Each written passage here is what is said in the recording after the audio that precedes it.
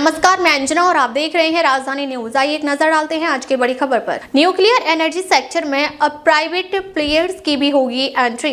विपक्ष के विरोध के बीच लोकसभा में शांति बिल पास। आने वाले समय में भारत की ऊर्जा दुनिया में एक ऐतिहासिक परिवर्तन देखने को मिलने वाला है। ऐसा इसलिए क्योंकि बुधवार को लोकसभा में sustainable harnessing and advancement of nuclear energy for transforming India यानी शांति बिल पारित हो गया। दरअसल इस कानून के बनने से देश में परमाणु एनर्जी सेक्टर में प्राइवेट प्लेयर्स की भागीदारी का रास्ता खुलने का रास्ता साफ हो जाएगा। माना जा रहा है कि इस नए कानून के बनने के बाद से 63 साल पुराने राज्य एकाधिकार को तोड़ते हुए प्राइवेट कंपनियों को परमाणु ऊर्जा उत्पादन में हिस्सेदारी मिलेगी।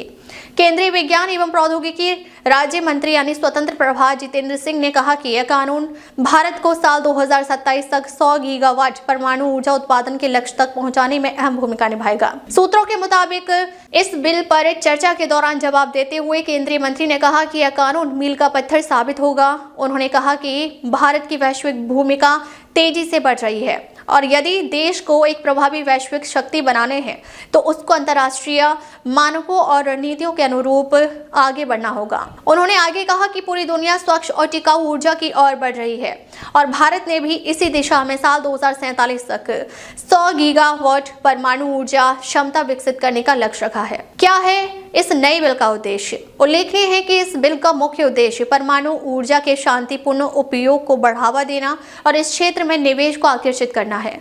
बता दें कि अभी तक यह क्षेत्र मुख्य रूप से सरकारी नियंत्रण में रहा था, लेकिन अब नए कानून के तहत इस क्षेत्र में निजी कंपनियों की भागीदारी भी सुनिश्चित की जा सकेगी। केंद्र सरकार का तर्क है कि इससे तकनीक नवाचार को बढ़ावा मिलेगा। विपक्ष ने जताया कड़ा विरोध। हालांकि बिल के लोकसभा में पेश होने के बाद विपक्ष ने कड़ा विरोध जताया।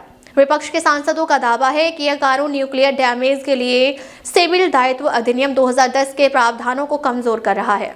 अब तक के लिए बस इतना ही। फिर मिलते हैं एक ऐसी ही बड़ी खबर के साथ। तब तक के लिए नमस्कार और देखते रहिए राजधानी न्यूज।